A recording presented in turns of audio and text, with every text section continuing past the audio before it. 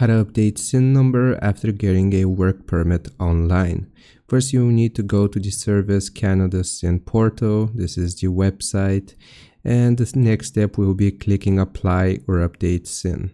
You will choose Update your SIN record.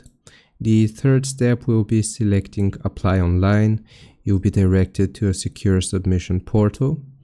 Prepare your documents. You will need to upload your new work permit, proof of identity, for example, passport, and proof of address, for example, a utility bill or lease.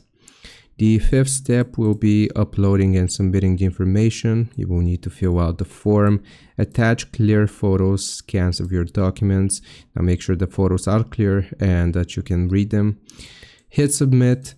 Wait for confirmation. Processing can take up to 20 days and you'll get your updated SIN confirmation by mail.